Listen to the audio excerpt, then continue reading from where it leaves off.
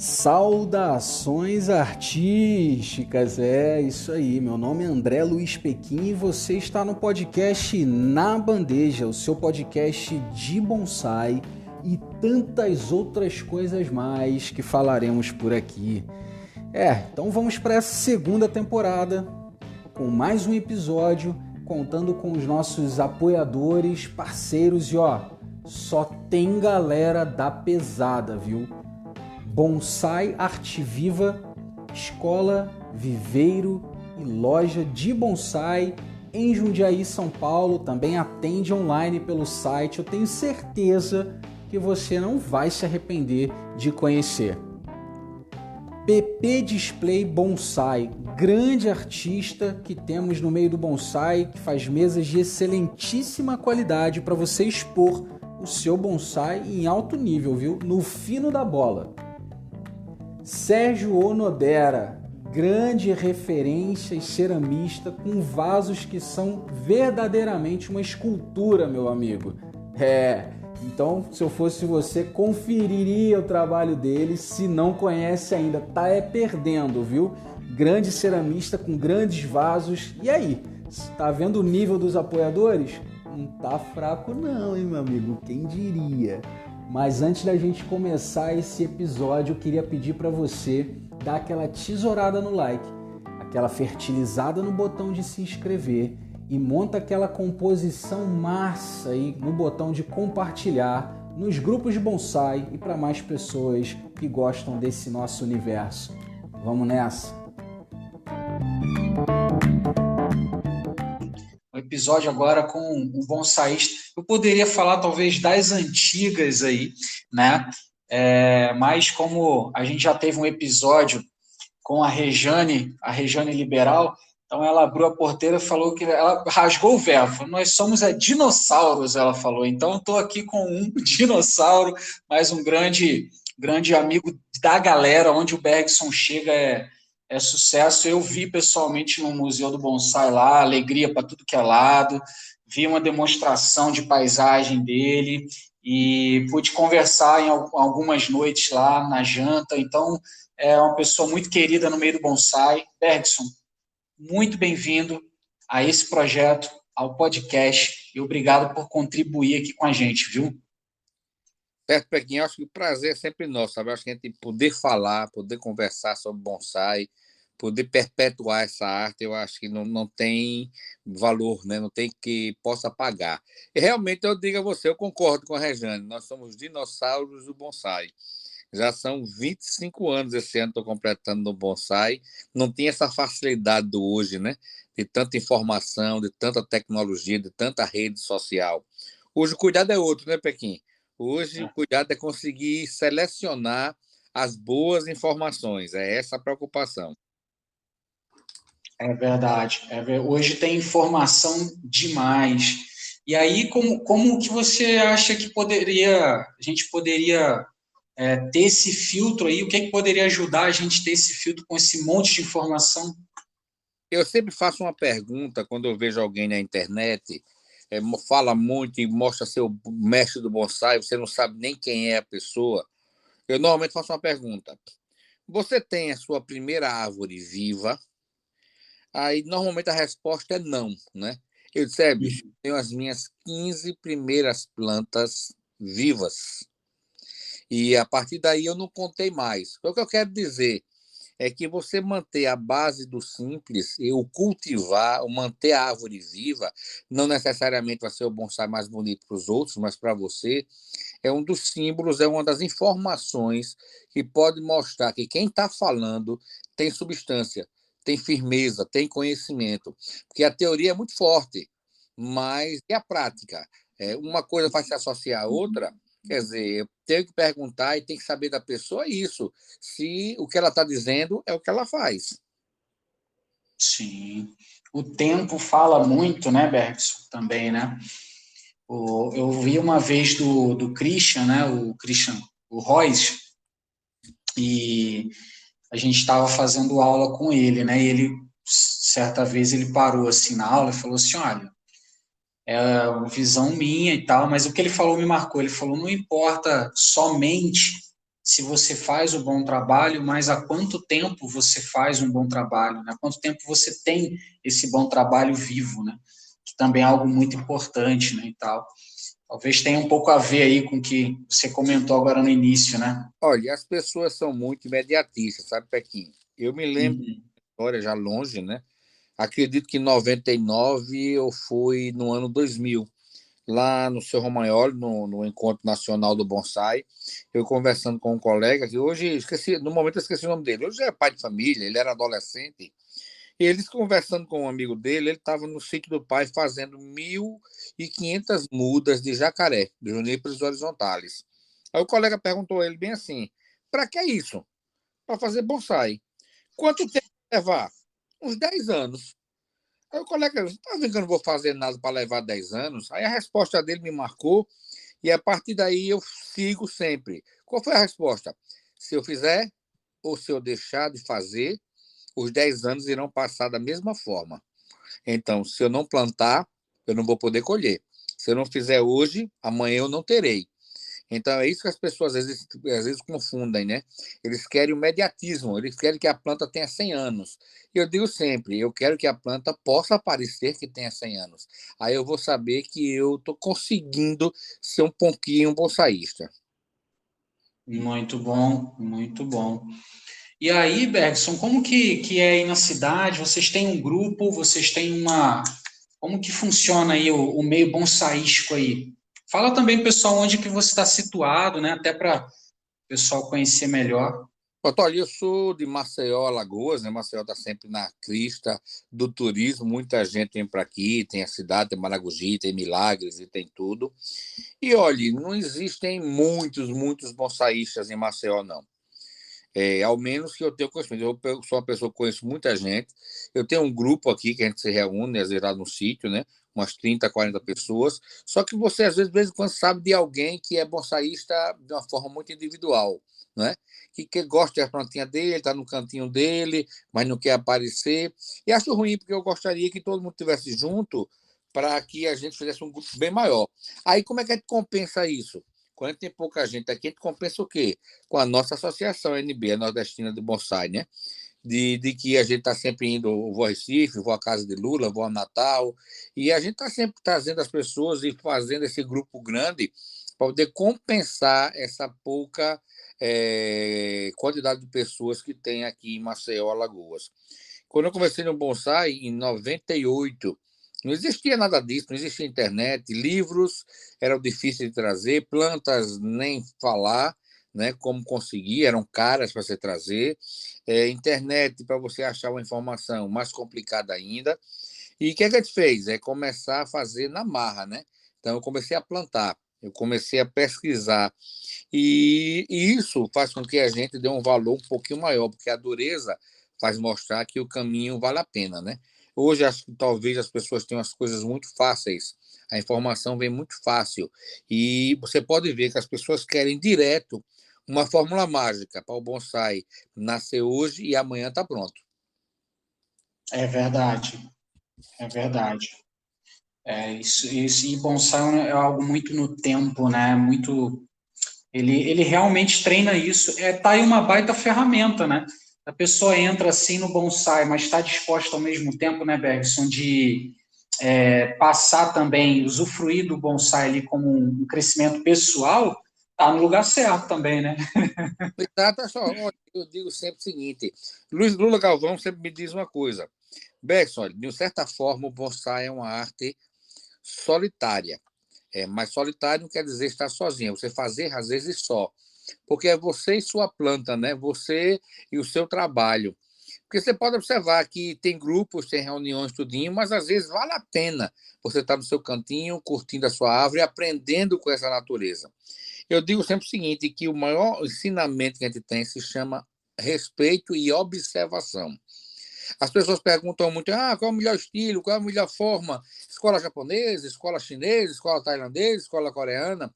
Eu falo bem assim, escola da natureza, onde você observa a natureza e consegue reproduzir a sua planta tal e qual a natureza. Quando me pergunta se uma planta pode ter um galho seco, um gina, um chale, eu disse, olha a natureza, essa árvore tem, Se ela tiver, pode.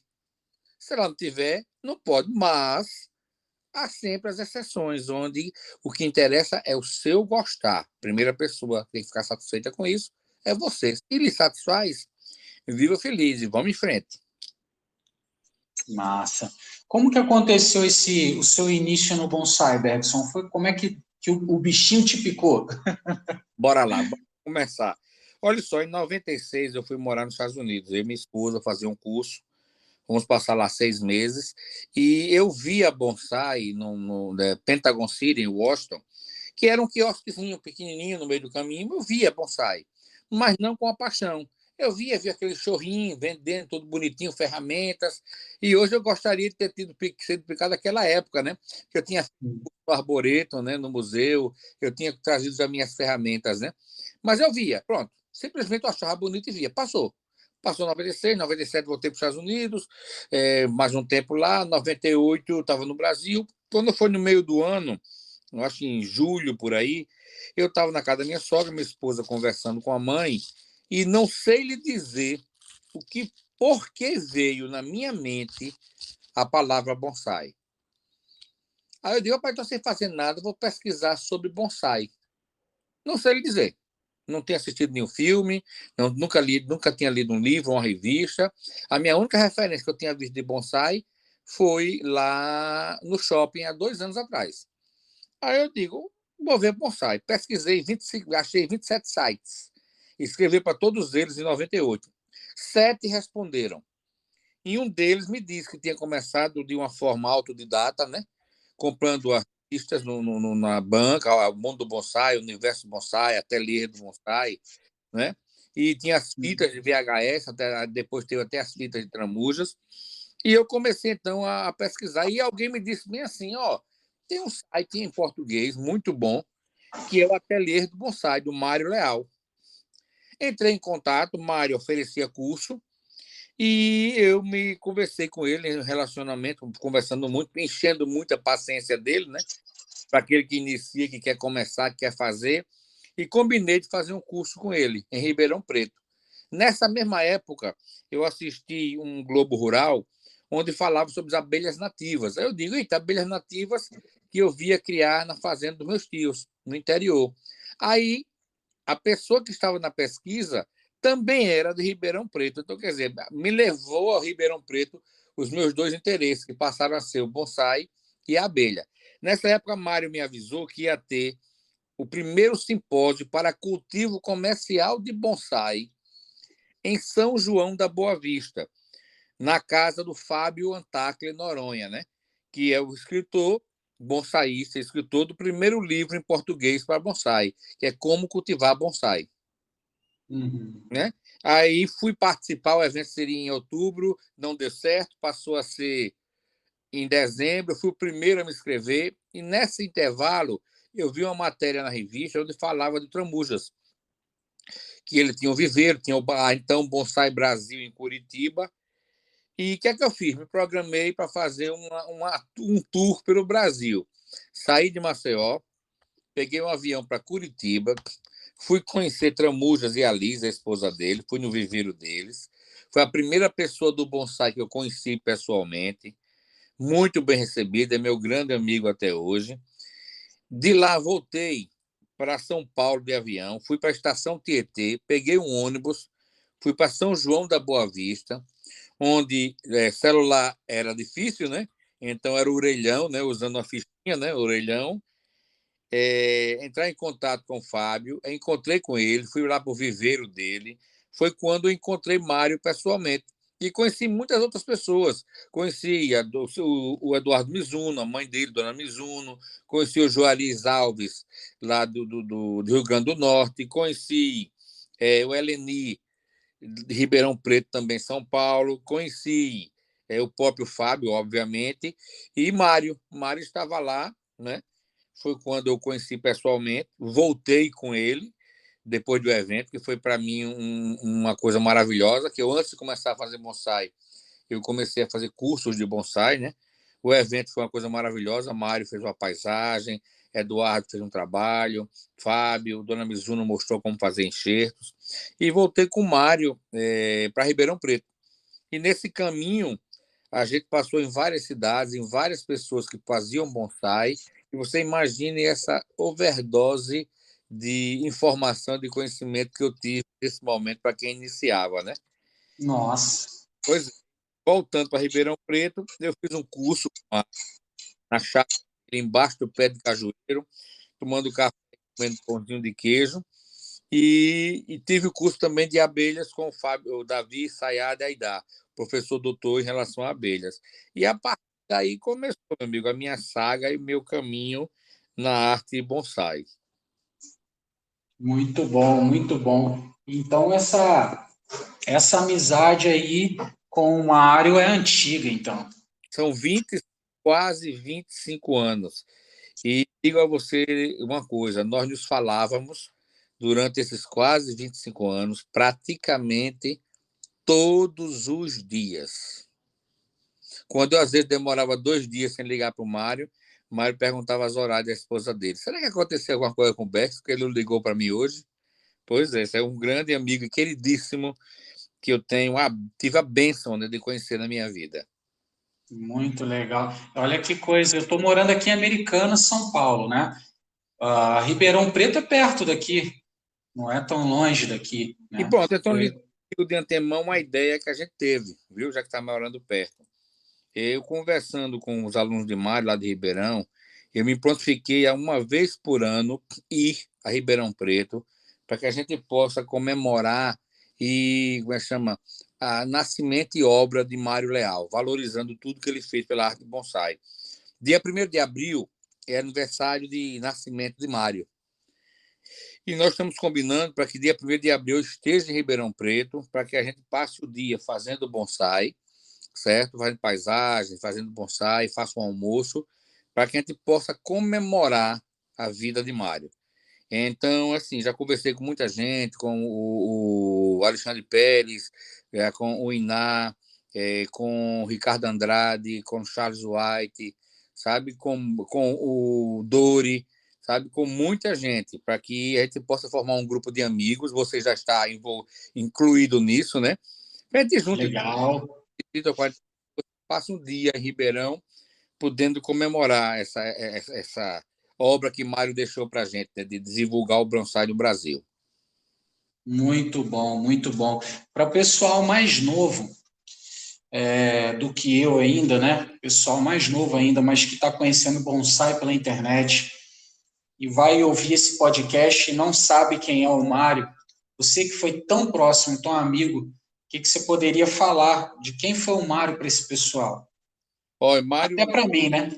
pronto, Mário Alberto Garcia Leal. Mário nasceu em 45, né, em 1º de 45, 45 exatamente, que faria esse ano 58 anos, né?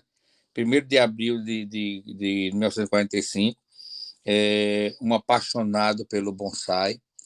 Começou a fazer bonsai com algumas sementes, né, em casa, depois de se aposentar.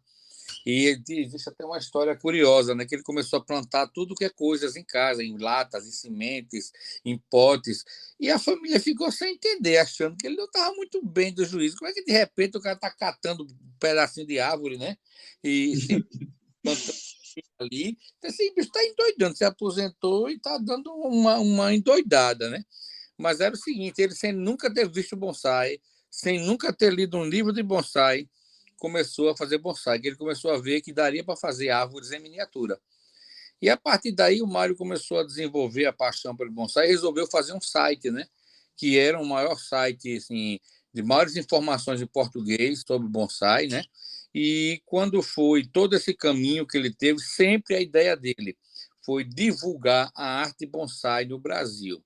Eu digo sempre que o Mário poderia ter alcançado muito mais coisas como bonsaísta, certo? Se o interesse dele fosse apenas o interesse próprio. Mas ele preferiu sacrificar esse lado bonsaísta em fazer com que o bonsai fosse divulgado em todo o mundo, né? E Mário tinha uma associação que era Ribeirão Preto Bonsai Kai, que por muitos anos ela funcionou e foi a outros estados da curso, a exemplo, Rio Grande do Norte, né? Levou seu Ridaca, foi mais de uma vez. Foi através disso que eu conheci Rejane, lá de Pernambuco, um evento que Mário foi ao Rio Grande do Norte. E foi quando um dia as pessoas perguntavam muito a Mário, você não podia fazer um evento, reunir as pessoas, fazer alguma coisa, por que não fazer uma reunião na casa dele, esse tipo de coisa, né? Aí foi que em 2006 resolveu fazer uma reunião com as pessoas na casa dele. E surgiu assim, o evento, né? Que fez durante, sei lá, 15 anos, né? Ele participou durante 15 anos, só não participou do último pela questão da pressão de saúde dele. E com isso, o Mário trouxe gente de todo mundo do Brasil para o bonsai. Alguns exemplos que a gente pode trazer: Charles Cerônio, da África do Sul, Václav Novak, trouxe vamos lá mais, o Roy Nagatoshi, né? Que fez as árvores do bonsai do Karate Kid, né? Aquela... E para governo das pessoas, para curiosidade, ele contou a gente que fez 25, foi 35 árvores para o filme do Karate Kid, né? Quem interpretava era o ator Pato Morita, né? Que fazia seu Miyagi, e todas as árvores que ele fez eram artificiais. Olha só. E ele explicou o porquê. Porque a árvore ia ter que cair da montanha, ia ter que cair, quebrar galho e tudo, e eles não iam sacrificar um pinheiro negro de 100 anos, 150 anos, de verdade, numa tomada cinematográfica, né? Então, ele fez 5 plantas iguais, eram perfeitas, né? Aí ele contando essa curiosidade para a gente em um dos eventos de Mário. Aí vê Nacho Marim, como é que chama? O Mauro Stenberg. Por exemplo, Mário trouxe Mauro Stenberg para o evento, que nós havíamos conhecido ele muitos anos antes dele vir ao Brasil. A gente conheceu num evento que a gente foi fazer demonstração lá na Lituânia, em Vilnius, né? Então, a vida de Mário foi essa, foi divulgar a arte do bonsai no Brasil. Se hoje o bonsai no Brasil tem essa divulgação, o respeito do mundo, as pessoas vêm para aqui fazer demonstração sem preocupação nenhuma, porque sabe que é sério, se deve a Mário Alberto Garcia Leal. Ele, sim, é um precursor e sacrificou toda a sua vida em nome da arte do bonsai. Eu sempre digo com muito orgulho, meu amigo e meu professor. Muito bom, muito bom. Aqui no Brasil, né, teve muita gente que fez bonsai e continuou, não parou de fazer, muito por conta até do blog, né, do Ateliê do Bonsai. Me lembrei de uma coisa que tinha muito boa que o Mário fez, se chamava o Fórum do Ateliê do Bonsai. Né? Aí as pessoas faziam perguntas, dividia por tópico, não tinha facilidade como tem hoje, né, de WhatsApp, de grupos e tudo isso. Aí tinha o fórum, então havia interação muito grande. O Lula participava, o Nick Fury, né, lá de Brasília, participava como intermediador. E hoje eu converso com várias e várias pessoas que estão hoje se destacando no bonsai, que elas chegam para mim e falam bem assim: ó, Bergson, quantas perguntas minhas vocês responderam? E hoje eu sou o que eu sou, me tornei o que eu me tornei, porque tive o amparo e a ajuda do Fórum do Ateliê. Então, se você procurar o Fórum do Ateliê, ainda está na internet, né? Mas trouxe muita coisa e abriu muitas portas para as pessoas. Ricardo Paiva lembra sempre disso, Batalini lembra sempre disso, e muitos outros que participavam do fórum.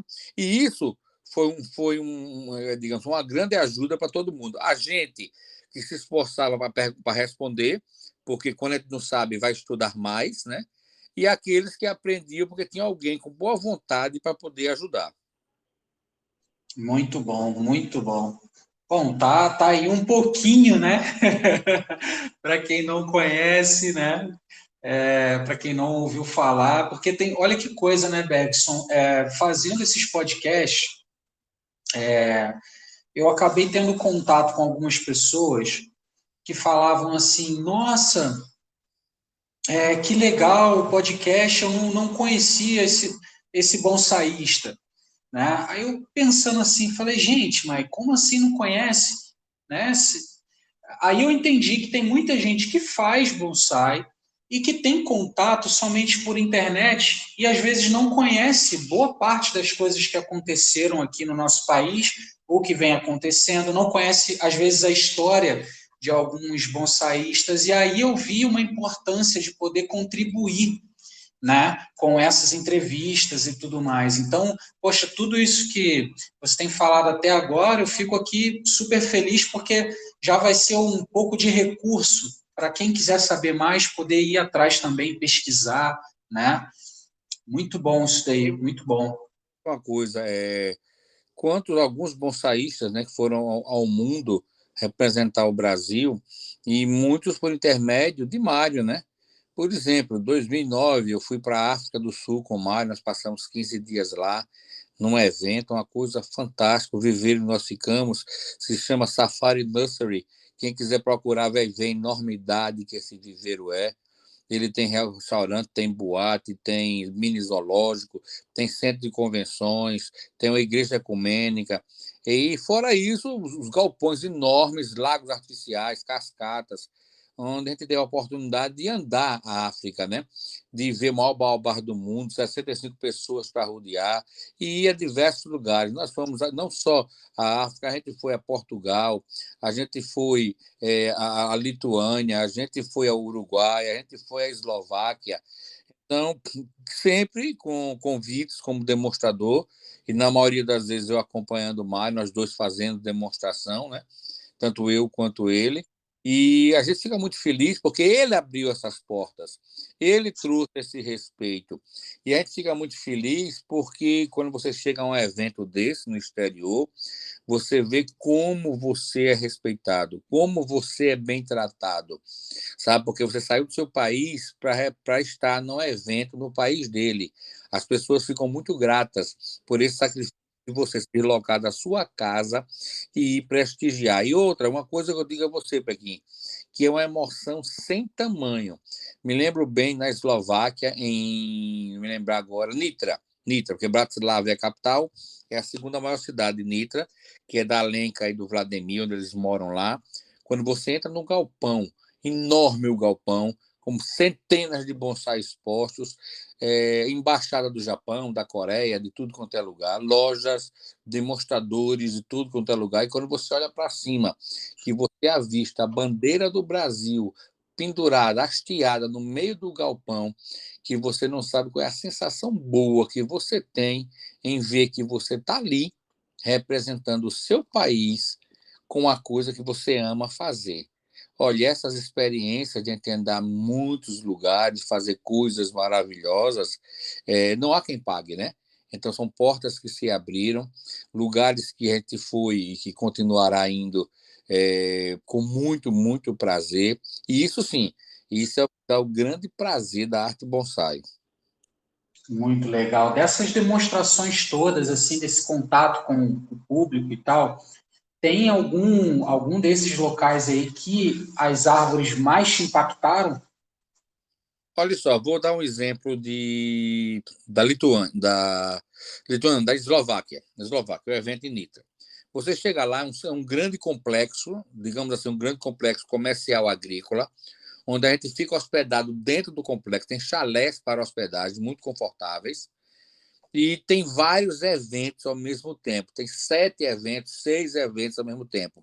Um sobre só plantas ornamentais, um sobre bonsai.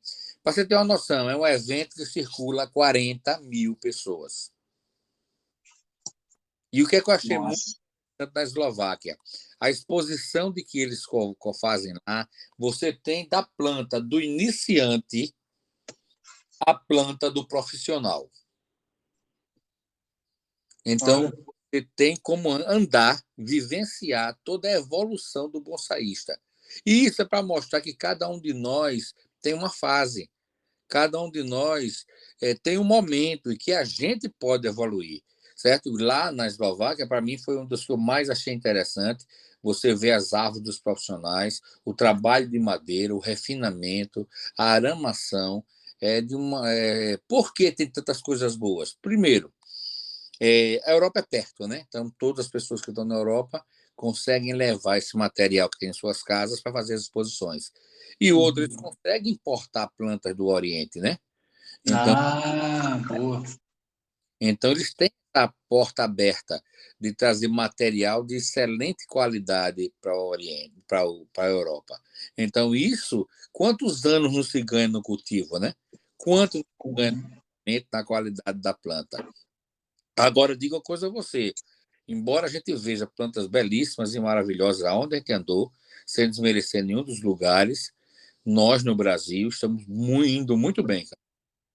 O Que trabalho bom. está evoluindo bastante, aqueles que trabalham com seriedade, né? Às vezes a gente vê uma pessoa assim, a gente tem que esquecer as vaidades e está todo mundo junto. A gente vê que realmente o Brasil ele está evoluindo, está fazendo coisas. Porque eu vou dar um exemplo, como eu estou há 25 anos no bonsai, eu me lembro das plantas que eu vi há 25 anos e o que eu vejo hoje. São coisas totalmente diferentes. Eu dou um exemplo até com o meu material, minhas coisas mesmo, minhas plantas mais simples ou mais rebuscadas, que eu vejo as fotos das minhas plantas há 10, 15 anos atrás, não tem nada a ver com o que eu vejo hoje. Né? Quer dizer, a gente vai evoluindo, vai aprendendo, vai tentando dar uma melhorada, uma rebuscada no que a gente tem, né? Muito bom.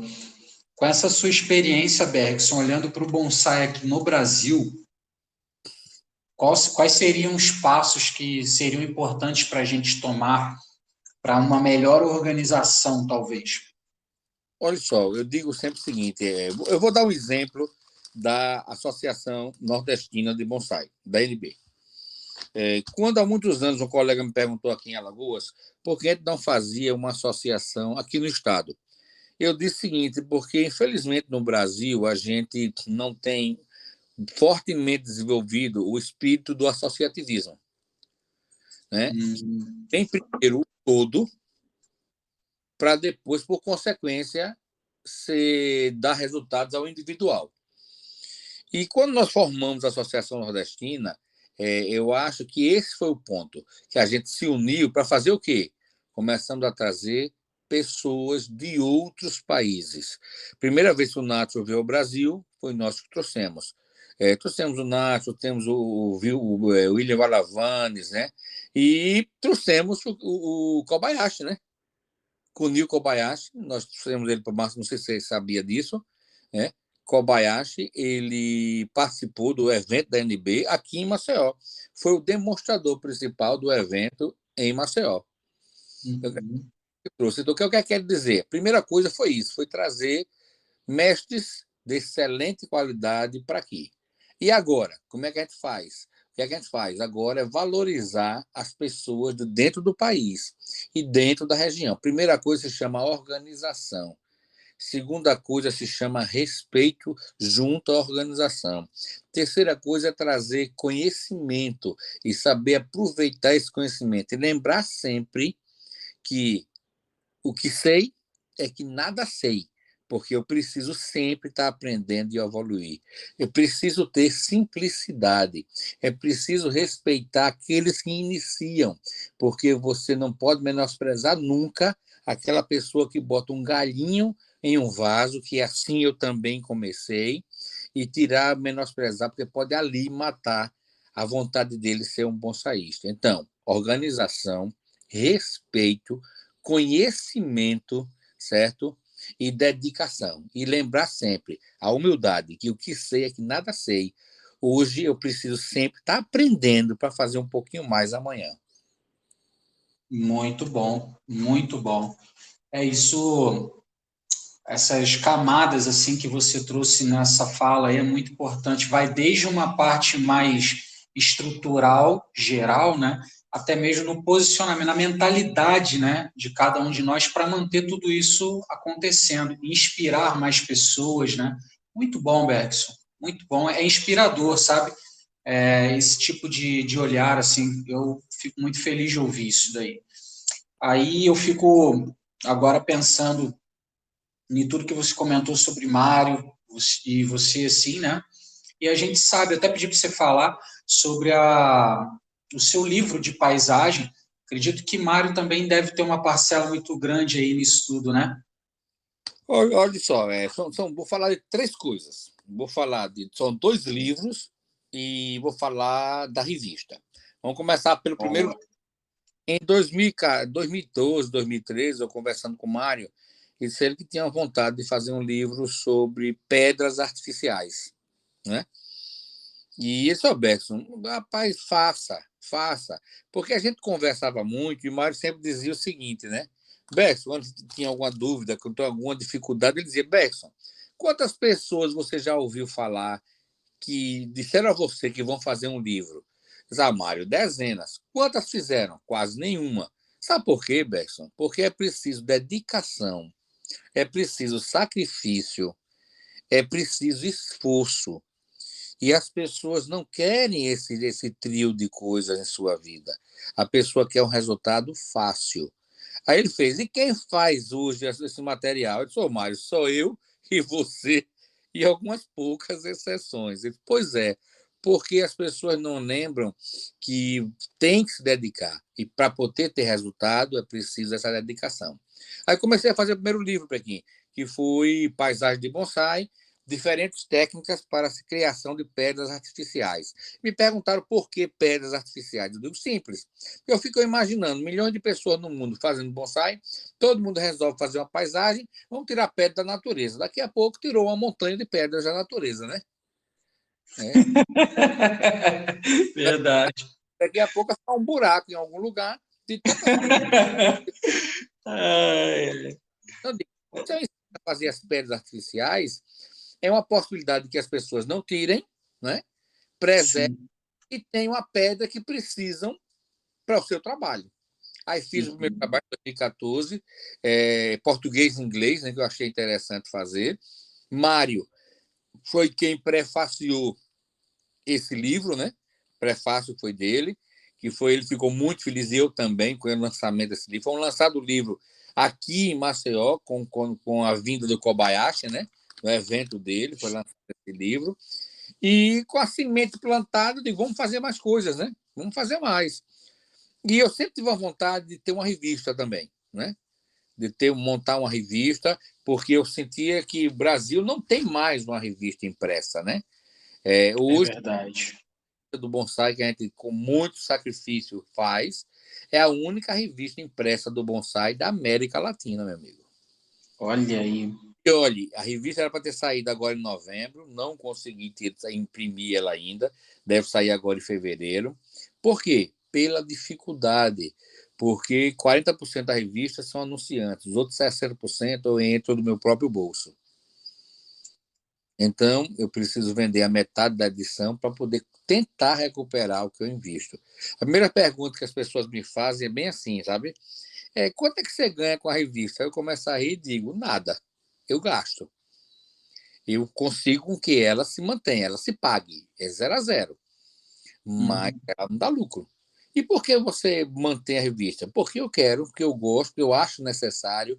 Eu acho que cada revista que a gente coloca, o bonsai da capa da revista, tem a história do bonsaísta lá dentro, tem uma entrevista com um bonsaísta.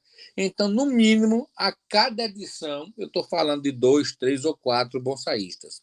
Então, eu estou registrando a história do bonsai. E tem uma felicidade muito grande, que eu acho que foi na edição 3, a revista 3. Ou foi na 2, na 3, não me lembro bem qual foi. Eu contei a história de Mário Leal. Olha aí que Todo massa. ele, de quando ele surgiu, o que ele fez de infância e tudo, e conseguimos fazer tudo isso sem ele descobrir, contando com o apoio da família, da esposa, da filha, do filho, da neta, né? Então, quer dizer, você olha, a partir do ponto que a gente faz uma revista que resiste a essa história, essa resiste a essa história para sempre, meu querido. É para a eternidade.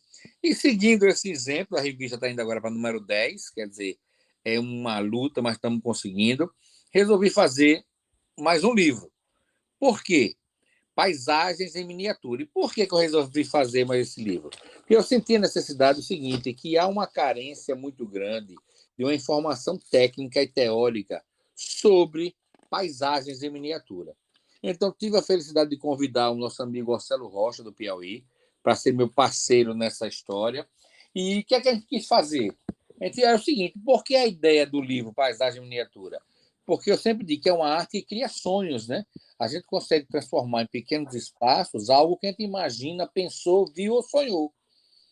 E a gente quis o quê?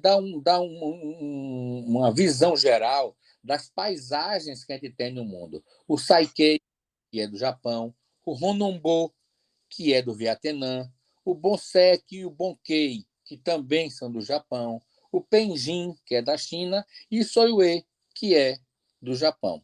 Aí as pessoas chegam para mim, tem coisa aqui que eu nunca ouvi falar. Eu digo, são coisas que a gente começou a pesquisar e viu que era necessário registrar essa história. Mas não só isso. Não era só registrar a história, sabe, Pequim? A gente tem que dar uma introdução do que são as paisagens, definir o que é uma paisagem, qual é a intenção de se fazer a paisagem, se fala sobre curvas e infinitos dentro de uma paisagem, os princípios de estética, sabe? Ele direcionado à paisagem. E dentro dos princípios, tem umas coisas muito interessantes, sabe? Que a gente fala, por exemplo, que o cara fala bem aqui, tranquilidade é um princípio. Mas por quê? Porque tudo que perturba a paz do sentido tem que ser eliminado. Então, isso nada é mais tranquilo e mais efetivo do que você ter tranquilidade no que faz. A gente fala de aspectos básicos, como planejar sua paisagem, como orientações gerais, todo o planejamento a fazer, como você vai manter essa paisagem, né? A exposição, como vai expor. O Suiban, o pessoal fala muito do Suiban. Aí eu sempre digo, alguém disse para a gente do Suiban qual era a forma que ele tinha que ter, por que ele é retangular, por que ele é oval, por que é sinuoso, por que é de forma livre. Tem toda uma lógica. Plantas femininas, plantas masculinas, floríferas, frontíferas, né? E o material que se usa, qual é o tamanho, qual é a proporção do Suiban. Alguém disse para a gente que é 2:1, 1:1. Quer dizer, a cor que se usa no Suiban.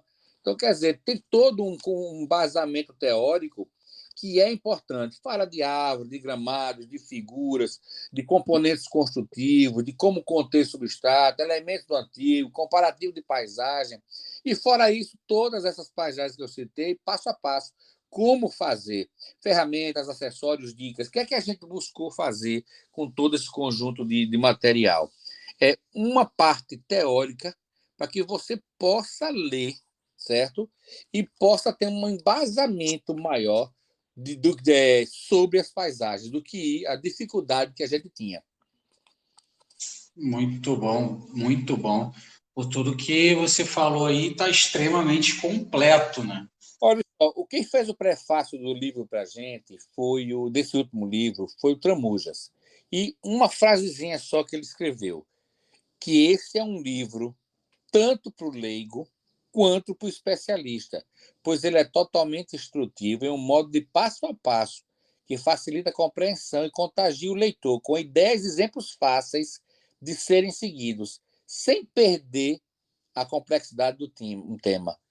Um livro que destaca a riqueza de cada elemento. O que é que ele quer dizer? O Tramujas falou com a gente, dizendo assim, Beckson, gostei demais do livro.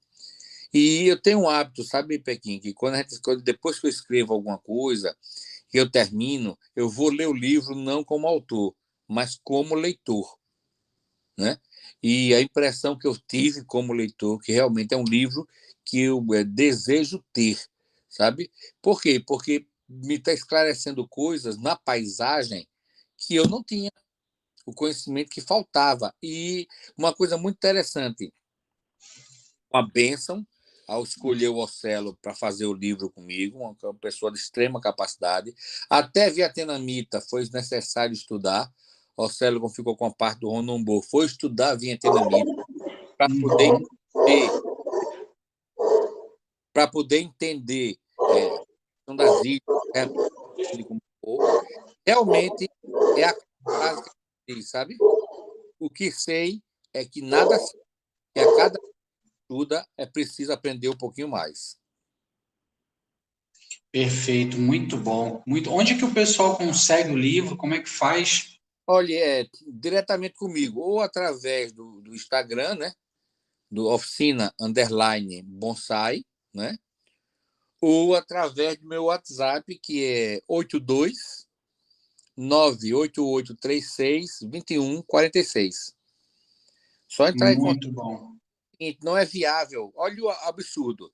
Não é Hum. viável colocar em uma livraria. Olha, Por quê? Você sabe quanto a livraria cobra do valor de capa? não. 35% a 50%. Nossa. Se você tiver um livro para vender a R$ 100, ele vai ficar com de 35 a 50 reais é da livraria. Resumindo, você vai pagar para vender. É verdade. Entendeu? Então é preferível, é difícil. Esse país é um país esquisito em matéria de publicações, viu? As pessoas não gostam de ler, né? A gente produz um livro e continuarei fazendo, estamos fazendo outros. Não vou deixar de fazer, porque eu acho que a gente tem que sim criar nossa literatura no Brasil, entendeu? Você Sim, criar. O Mário fez livro, eu já fiz 2, estou indo para mais 2, e a gente tem que criar essa literatura, porque eu acho que é nossa responsabilidade. Dessa forma, a gente perpetua toda uma história, né? Daqui a 200 anos, alguém vai abrir o livro, vai olhar e vai ver: eita, quem fez esse livro? Eita, Bergs e o Ocelo, quem são? No fim do livro tem a nossa história, quem somos nós, né, os autores, tudo, né? Então vai saber, rapaz, vai ficar doido. Nada, há 200 anos atrás, ó, para aí, coisa antiga, né? Então eu acho que como é que chama? Essa tarefa de produzir cultura, produzir conhecimento, sabe? Ela é muito gratificante. Se você for pensar financeiramente, esqueça. Ninguém uhum. ganha dinheiro fazendo livro técnico, né? Ninguém ganha. Mas, em compensação, você ajuda muita gente a aprender um pouquinho. É verdade.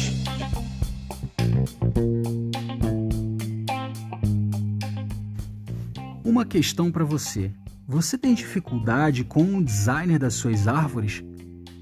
Bom, lá na Hotmart, o curso Desenho no Bonsai é o meu curso que vai te ensinar a projetar árvores, a criar designer para as suas árvores.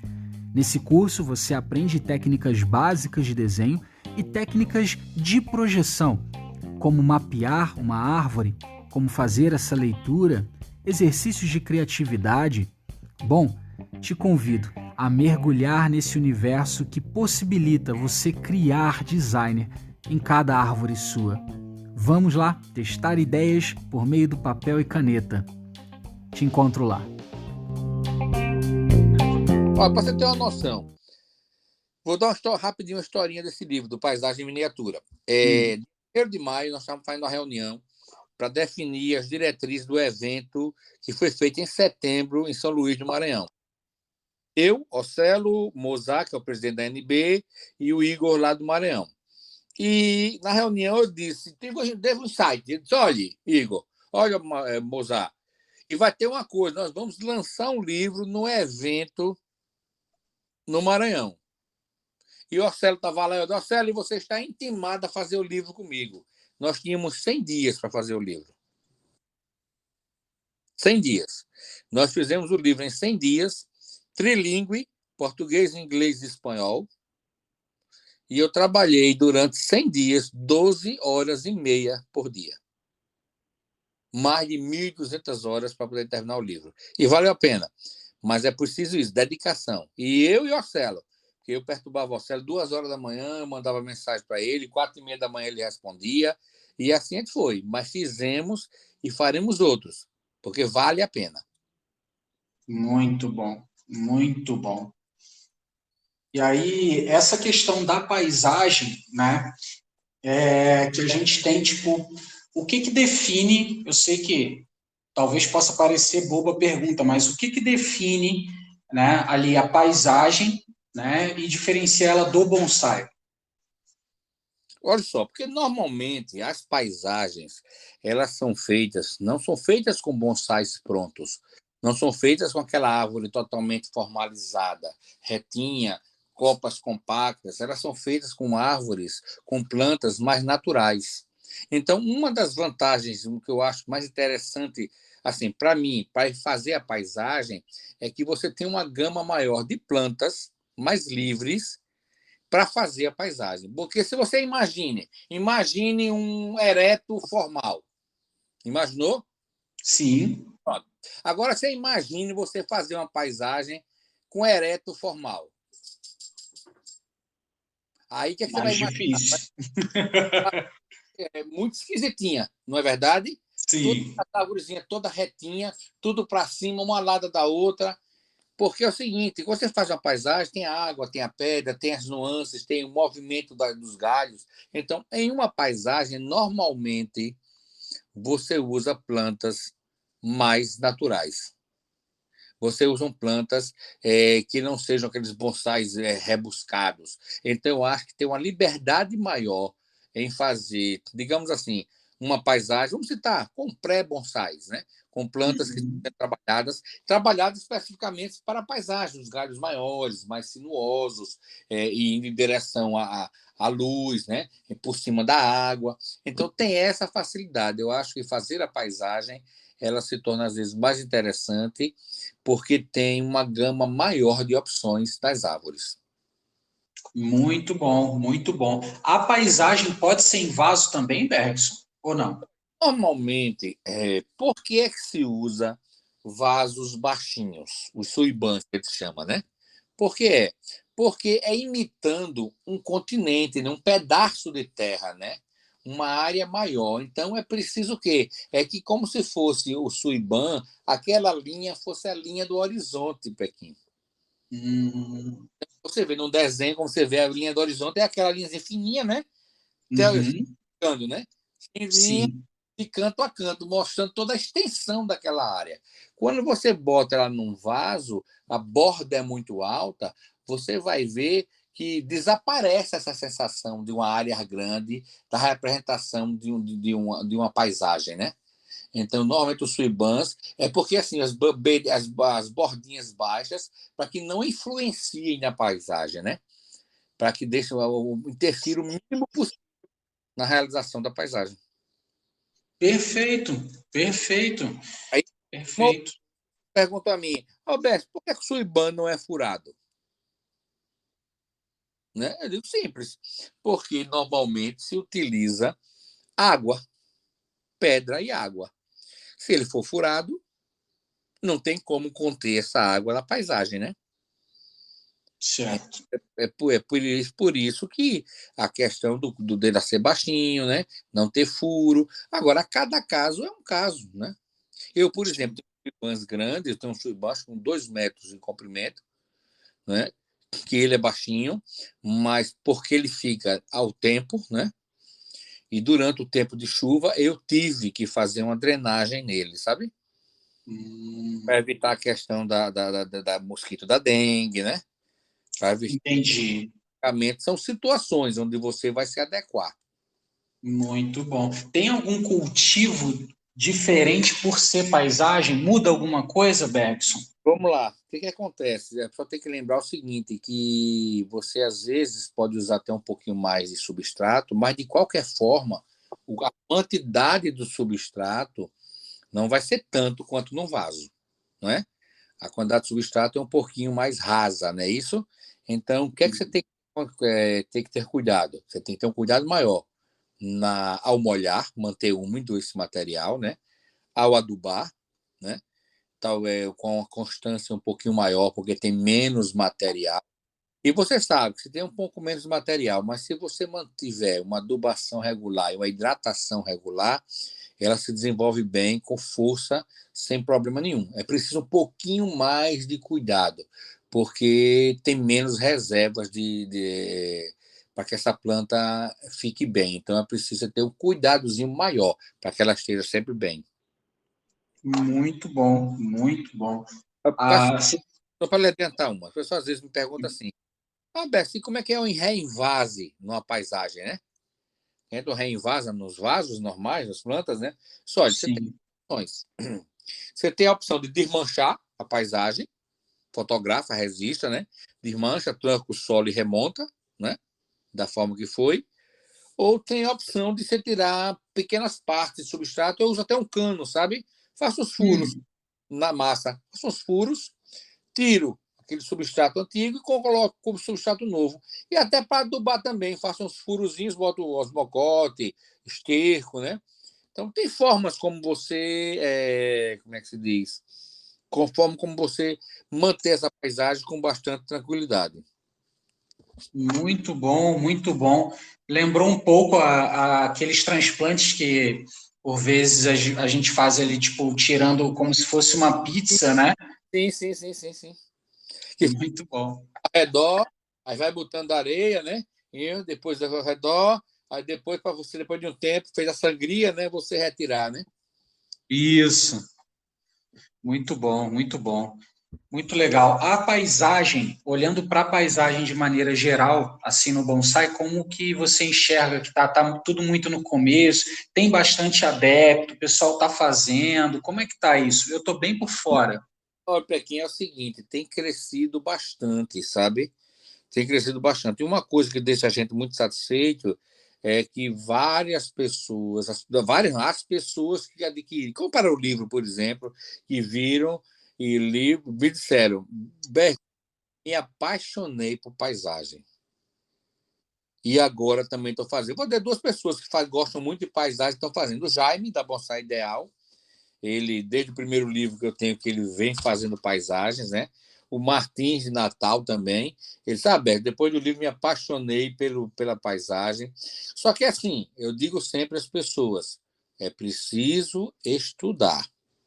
Por exemplo, vou dar um exemplo. Vamos supor que eu veja na internet, no Facebook, por exemplo, alguém posta uma paisagem bonita.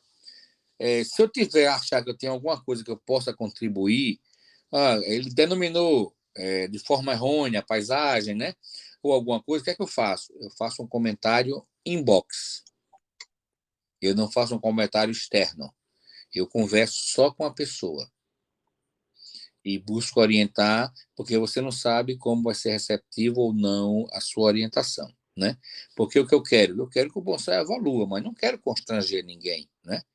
Então, conforme quando eu faço alguma coisa, eu estou aberto a receber orientações, né?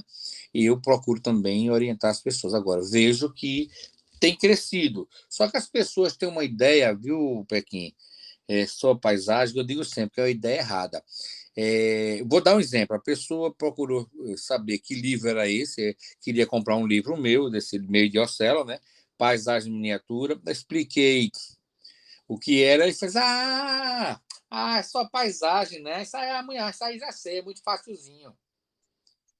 Aí o que eu disse assim, é essa ideia errada, de que acha que vai botar 3, 4 plantinhas em cima de um vasinho baixo e virou uma paisagem bacana, sem ter o cuidado da proporção, da triangulação, da profundidade, sabe?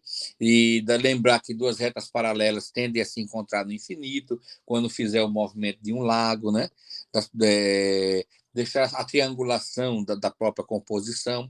E esquecem isso, acham que é tudo muito porque é uma paisagenzinha, né, Pequinho? Eu boto 4, 5 plantinhas em cima, boto uma pedrinha, um bonequinho em cima, tá feito. E não é por aí. Se você quiser levar a sério, é como tudo, tem que estudar.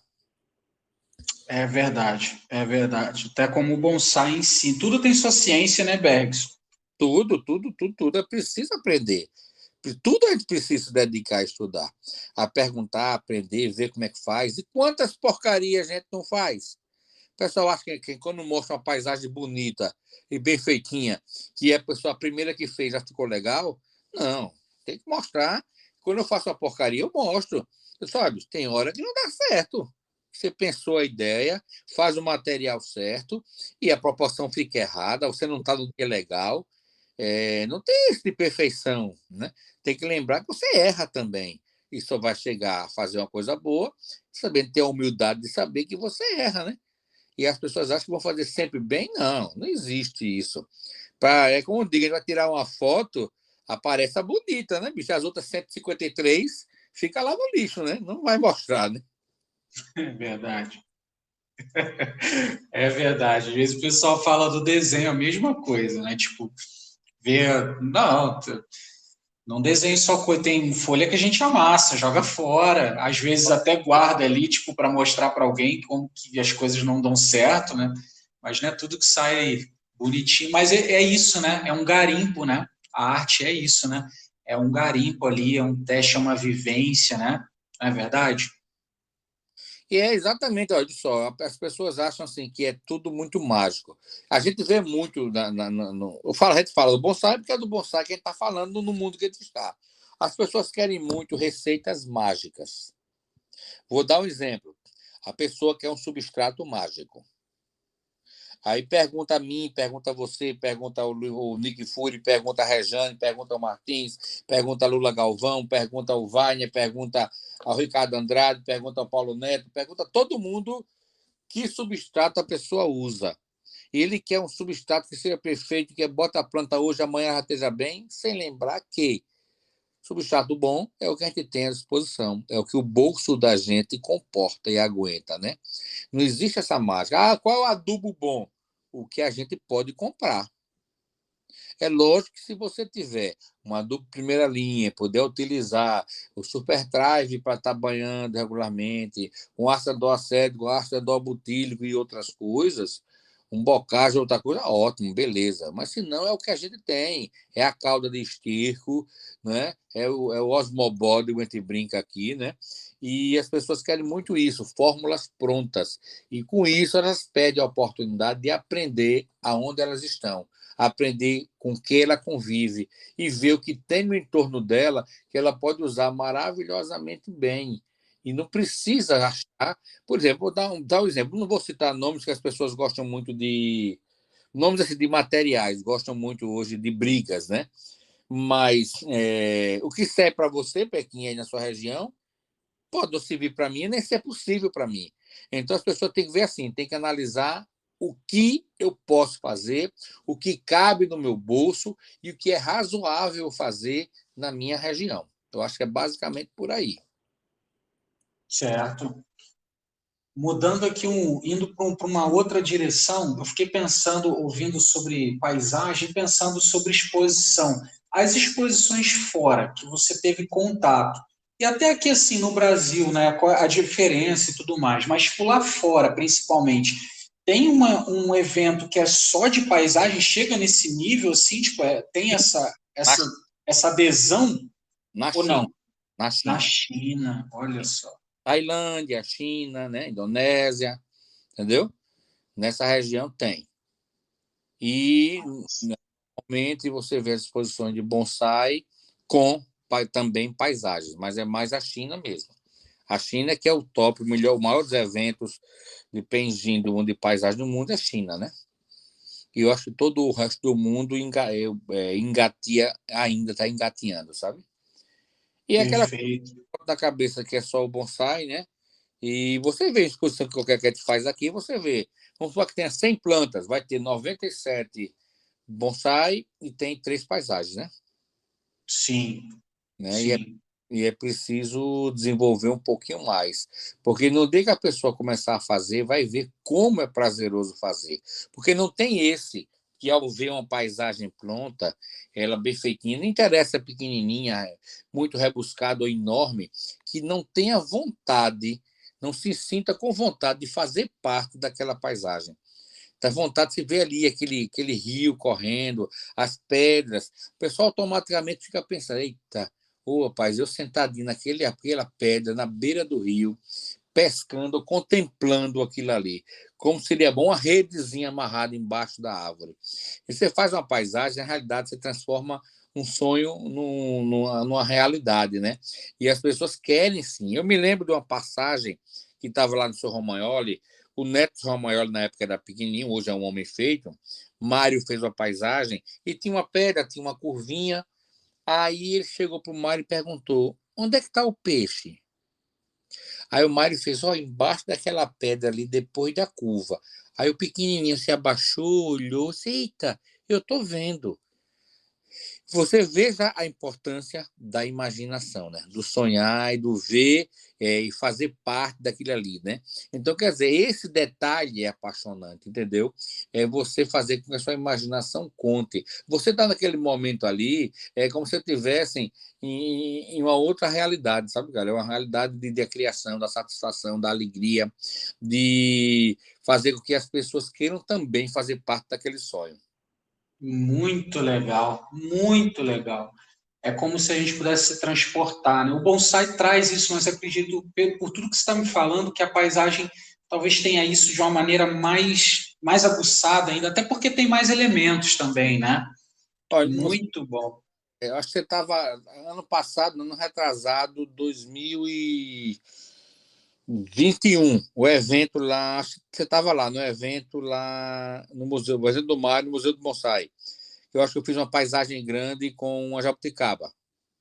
Eu lembro, uma por cima do rio. Exatamente. A sensação que a gente tem o que é? Sentar embaixo dela, tá pescando, querendo comer um pouquinho de jabuticaba a vida ou numa redezinha, né? A gente tem essa sensação de buscar o simples e se sentir bem com aquela realidade. Eu acho que é essa a premiação, sabe? É você fazer e sonhar em estar ali junto, em que você faça parte daquela realidade. Muito bom. No bonsai, a gente tem algumas características assim que a gente fala, minha árvore está pronta para uma exposição e tal. Na E, paisagem, como que se dá isso? Como a gente sabe que minha paisagem está boa para ser exposta? olha só, vamos lá. Como é que você seria? A minha opinião. A minha paisagem está certo. A árvore está amadurecida, as copas estão recompostas, o musgo está fixado, está fechado, né? Fez um fechamento de musgo. As pequenas gramíneas cresceram naturalmente, algumas nasceram por cima da pedra e penderam para dentro do rio, onde seria a água. Então, assim, é quando você vê que a paisagem como um todo amadureceu, né? Boa. Entendeu? A sensação é essa assim. Agora, um dos segredos da paisagem é o quê? É quando você termina a paisagem, conseguir fazer de uma forma que ela já pareça uma paisagem pronta. E esse o que é? Na colocação do musgo, na junção do musgo, é deixar ele bem apertadinho, sabe? Bem junto e apertadinho. É não deixar elementos outros aparecendo. Se está o musgo junto à raiz, é você deixar musgo de um lado do outro e a raiz correndo por cima do musgo, como se já fizesse muito tempo que aquilo cresceu. Então, o que você entendeu é você deixar que aquela paisagem fique com a cara de envelhecida. Aí, no caso, quando você usar uma planta, mesmo que seja uma planta não tão formal quanto o bonsai pronto, mas uma copa mais densa, né? Um galho mais antigo, e usar alguns elementos, como, por exemplo, um pedacinho de madeira jogado sobre o musgo, que imita um gramado. Na parte mais sombreada, um musgo mais escuro, porque pega bem no sol. Na parte mais clara, um musgo mais claro, que é onde há o reflexo do sol. Um musgo de tamanhozinho menor, que é onde existe mais sol, as folhas não precisam crescer tanto. Um musgo com as folhinhas maiores na parte da sombra, que precisa ir em busca do sol. Um galho de uma árvore que está sobre um lago, para que ela tende por cima do lago? Para buscar a luz que está passando por aquele lago. Então, esses pequenos detalhezinhos que você pode deixar com que ele fique mais amadurecido ao montar a paisagem. E, lógico, depois disso, manter e ver que o todo amadureça, envelheça e fique uma composição toda homogênea. Eu acho que o ponto da exposição é esse, quando a paisagem parece amadurecida ou amadurece. Muito bom, muito bom. Cada detalhe muito, muito rico, assim, não imaginava isso. Muito bom, muito bom. Muito legal. Poxa, eu queria agradecer essa prosa nossa. Acredito que é a primeira de muitas. Ainda vamos fazer, quem sabe, outros episódios também, né? E fico muito feliz pela sua participação aqui, Bergson. Mas antes disso tudo, queria fazer contigo o quadro Cresce e Corta, aqui, fazer um jogo de pergunta e resposta. Né? Se eu sou eu respondo. Então vamos lá. Osmocote ou osmobode? Eu uso os dois. Bosque. Porque o químico precisa do orgânico. Se não tiver o químico, não reage. Então, eu preciso dos dois. Boa. Bosque ou paisagem? Faço todos. Bosque, paisagem. Porque a paisagem são todas. Né? Boa. Bosque é um tipo de paisagem, que eu estou né? É um tipo de paisagem. Maravilha. Jabuticabeira ou ficus? Eu gosto dos dois. Gosto de muita jabuticaba e muitos ficus. Eu acho que assim, são duas plantas fantásticas para a gente fazer bonsai. uma nativa, e o ficus, se matar, é porque é competente demais. Né? Tem que fazer curso para matar o ficus, né? Você... Muito bom. Vaso nacional ou importado? Os dois. Eu acho o seguinte, você tem um tokonami, né, um vaso japonês, de excelente qualidade, embora, às vezes, proibitivo pelo preço, né? Embora hoje existem vasos nacionais melhorando muito, muito, muito, muito. Dou alguns exemplos: Sami, Onodera, Cláudio, você mesmo que faz vaso, o Criva. Então, para não esquecer, citei alguns. Eu mesmo faço vaso, quer dizer, são várias áreas, né? Eu acho que a qualidade melhorou muito e você começa a ter vasos mais rebuscados e menos rebuscados, mais artísticos e menos artísticos, atingindo a várias faixas de preço de mercado. Eu acho que ambos são excelentes. Muito bom, muito bom. Prefere canechim ou filhotão de cuteleiro? Olha, eu acho que os dois são necessários. Os dois. Filhotão, tem também um menino lá de Brasília, esqueci o nome dele, acho que é André, né? Que faz as ferramentas. As ferramentas de Roosevelt são muito boas, muito, muito boas, e acho que o mercado é para todos. E se eu tiver que escolher entre um e outro, eu valorizaria a prata da casa. Boa, muito bom. 5 referências brasileiras aí. Vamos lá. Antes de qualquer pessoa, antes de tudo, Mário Alberto Garcia Leal. Certo? Esse é o meu queridíssimo amigo e professor, a qual eu sinto muita falta, hoje menos dolorosa, né?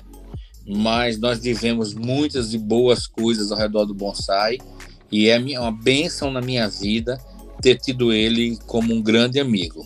E uma curiosidade, viu? Eu sonhei com o Mário alguns meses depois do falecimento dele. Se é sonho, se é misticismo ou qualquer coisa, não sei, né? Não sei como enquadrar. Mas ele aparecia para mim, uma vez ele estava muito bem, com a roupa branca, assim, uma bata, né? Uma roupa longa, bata.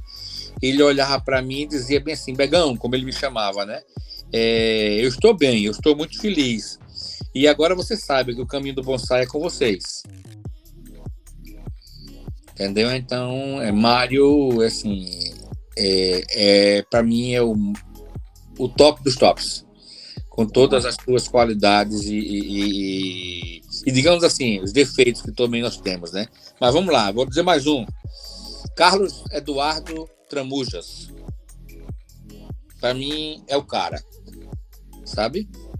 Maravilha. É uma pessoa de uma humildade, de uma simplicidade, não tem cara feia, não, como é que se diz? Não se furta a ensinar ninguém, não se furta a receber ninguém. Vamos lá. Vou dizer mais um. Luiz Galvão. Lula Galvão, aqui de Recife. Se você conhecer o viveiro de Lula Galvão, viu? Você vai saber o que eu estou lhe dizendo. Boa. De uma habilidade. Pode perguntar quem veio aqui, a Tramujas que veio aqui, Mátio Marim que conheceu, de uma habilidade, de uma mão, de um dedo verde e de uma capacidade em cultivar e fazer bonsai que eu vi em poucos lugares. Tem a maior coleção de árvores nativas desse Brasil, e todas belíssimas. Boa. Vamos lá, faltam 2, né? Viu? Isso. Eu só vou explicar 3, viu? Tá bom. Eu vou explicar por quê. Porque tem muitos outros, muitas pessoas, muitas, e que esses 3 é Mário, Tramujas, né? E Lula. Bom, mas tem uma pessoa que eu devo citar, Rejane, pelo pioneirismo, pela dedicação, pelo esforço. Você sabe que a associação nasceu, uma das sementes dela foram os eventos que Rejane fazia no peito e na raça, lá em Recife, né? Sim. Né? Então eu acho que ela tá bem nessa, como é que se diz? Deixa eu ver se eu penso mais um quinto. Só dinossauro eu falei, não foi? Tá valendo, tá muito. A lista tá ótima. Deixa eu ver se eu penso mais algum aqui, porque também tantos nomes na cabeça da gente, sabe? Que a gente fica pensando aqui, vendo aqui quem eu citar. Não, eu fico nos 4, é melhor, para não ser injusto. Boa. Viu? Boa, muito bom. E 5, então vamos lá, pode até ser menos, tá? Mas 5 referências gringas. Olha, eu gosto muito, muito do Kobayashi, sabe? Kobayashi, eu gosto muito dele. Do Valavanes, você viu que isso é geração antiga, né? Do Valavanes, né?